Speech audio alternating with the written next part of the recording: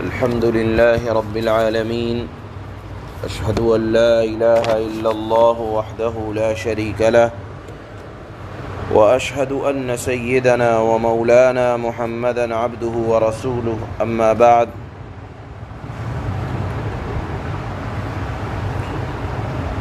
عن عبد الله بن عمرو بن العاص رضي الله تعالى عنه أن رسول الله صلى الله تعالى عليه وسلم قال: إن الله يبغض البليغ من الرجال الذي يتخلل بلسانه كما تتخلل البقرة.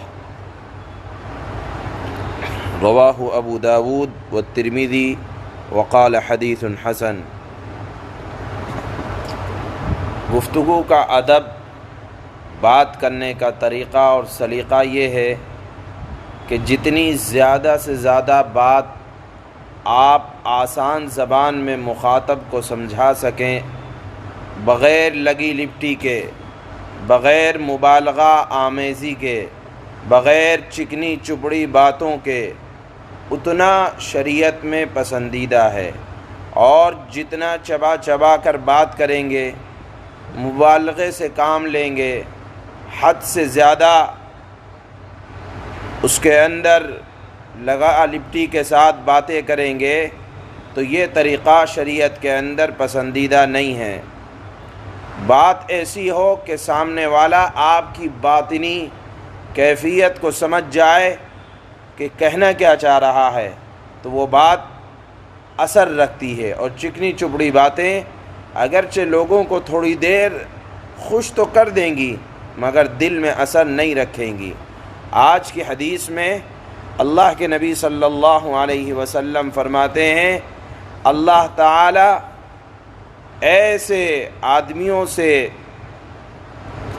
دوری کا اظہار فرماتے ہیں، ناپسند کرتے ہیں ایسے آدمی کو جو بلاغت کا اظہار کرے، چکنی چپڑی باتیں کرے، مبالغے کے ساتھ کام کرے اور گفتگو کرنے میں اپنی زبان کو گائے کی جگالی کی طرح بار بار پھیرتا رہے.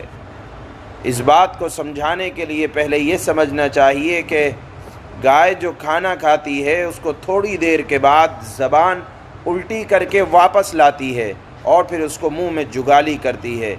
ایسے ہی وہ لوگ جو لوگ بات میں مبالغہ کرتے ہیں اور چکنی چپڑی باتیں کرتے ہیں لوگوں کے دل کو لبھانے کے لیے، اللہ کے نبی صلی اللہ علیہ وسلم فرماتے ہیں وہ ایسا ہی ہے جیسے گائے اپنے کھانے کو جگالی کرتی ہے، منہ میں زبان کو پھیرا کرتی ہے، اس کا کوئی اثر اور کوئی فائدہ نہیں ہوتا.